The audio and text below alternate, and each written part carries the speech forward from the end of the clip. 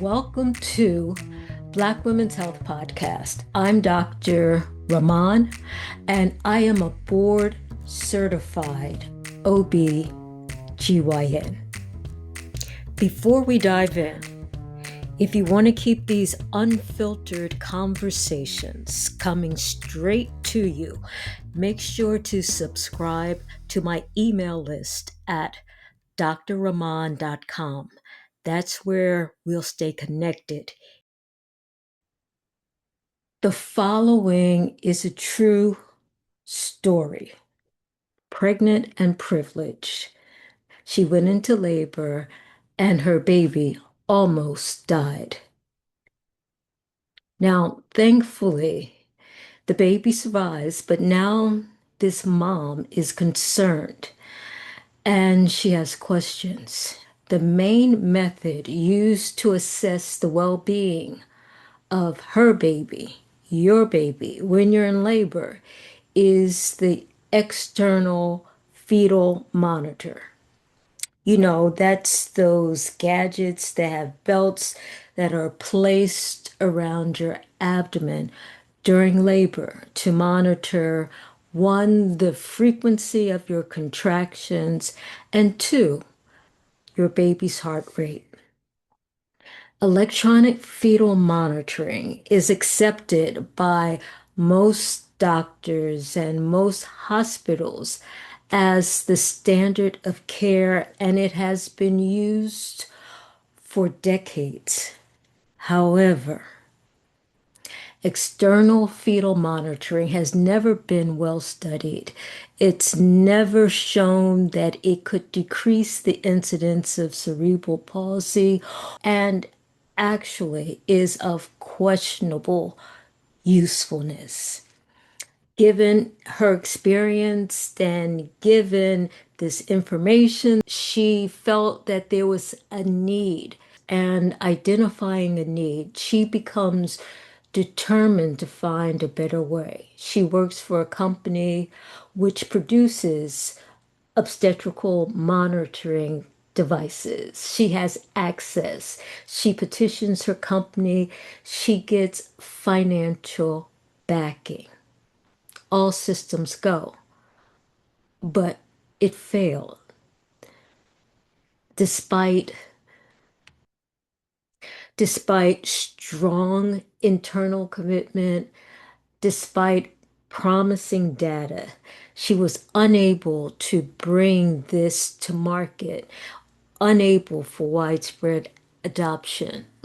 And she wrote about her experience and her assessment of the systemic barriers which make the success of women's health startups difficult, if not impossible.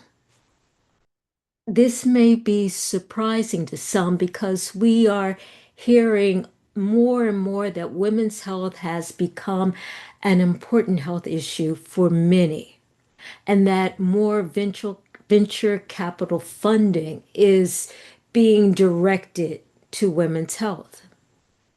And that's good because McKinsey report, it was stated that about 2%, only 2% of venture capital funding went to women-led companies, and only 0.1% went to companies that were led by Black or Hispanic women.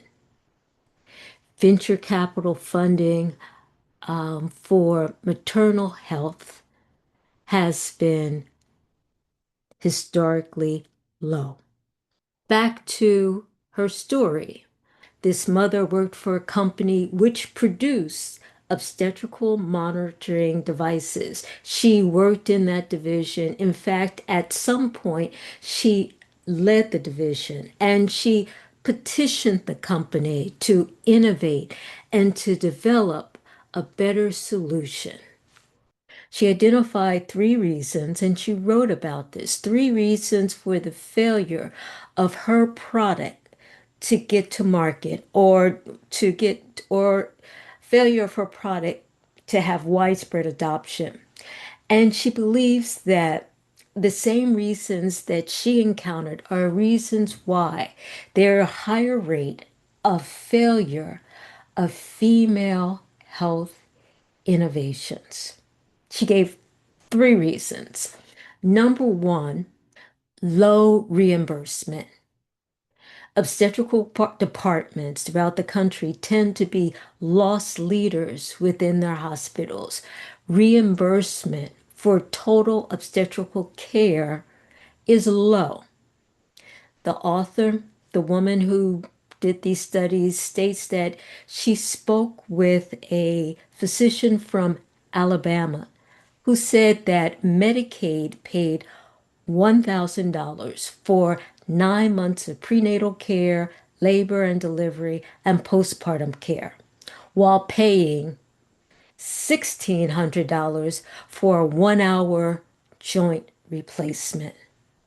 Sadly, when we're talking about maternity care, women's health care, there often is no money to be made. Number two, regulatory burdens, too many hurdles that an innovator has to jump over. Pregnancy is considered a protected class, which limits and restricts what you can do and how you can do it. Recently, however, there's been a shift in that there has been an increasing effort to include pregnant women in clinical trials. This particular woman thought that the regulations superimposed on innovators were well intended, but also paternalistic. She stated that women are clearly capable of making informed decisions. And this is an interesting consideration. I too believe that women are capable of making informed decisions, but I also believe that women should remain, pregnant women should remain a protected class, and that regulatory hurdles should exist because we as a country have a history of not treating all persons equally. New innovations, even such as electronic fetal monitoring in the past, don't necessarily get adequate study. And there can be long-term negative impacts on recommended medical treatment. So as we move forward, let us not forget the thalidomide and the outcomes, the bad outcomes associated with the thalidomide use. So there does need to be a careful assessment of benefits and risk. And clearly, when we're talking about pregnant women, the benefits have to exceed any possible risks. That being said, I can see how regulations can be onerous to an innovator, and this needs to be addressed at the beginning of any product development. Number three, no infrastructure or support for innovation. This particular woman mentioned that there were no pre-existing supply chains. There was no one or no service for technical support for staff, no maintenance programs, no staff training. The responsibility of all of these very important items became the responsibility of the innovator, which was an overwhelming responsibility. That, coupled with staff and physicians being concerned about medical liability, makes the introduction of anything new and novel difficult.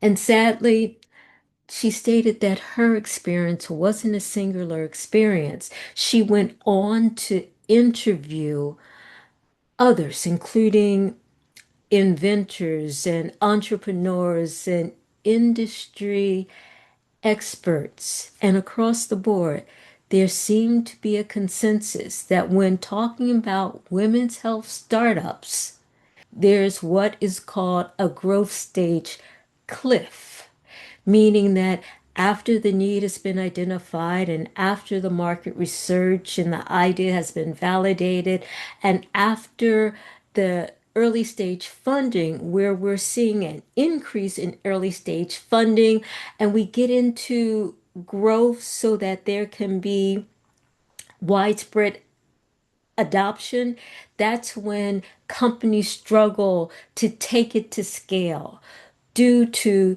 the three mentioned systemic barriers, making it impossible, essentially impossible, to create a sustainable model. Interestingly, this mom, this innovator, thought that we failed as a society in general, that we fail to discuss childbirth and its possible complications, preferring to consider childbirth as natural. And as a result, we fail to demand improvement or innovations, unlike the way we do for adults that are dealing with or dying from preventable diseases. I find that an interesting statement in the face of our increasing maternal mortality rates and the significant racial maternal mortality disparity. I am disappointed. I don't know. I'm struggling for the right word. But to read the opinion that not much attention is being paid to maternal health because it's natural is an odd statement for me. What does it say about us if this is true and we don't see maternal mortality as a systemic problem? Well, I agree that we need to address the structural barriers in women's health, including the regulatory hurdles and the low reimbursement, with careful consideration and assessment of any proposed pregnancy model of care. Lastly, I agree that our children are worth the effort and that we cannot and should not wait another generation for women's health to be more than just a trending movement. This was a fascinating and insightful article written by Veronica Adamson. It was published online and posted on LinkedIn. I will share the link for your review. Until the next time, be well. If you found this valuable, share it with one friend and join my email community at drrahman.com. That's where I keep it real. No censorship, no noise.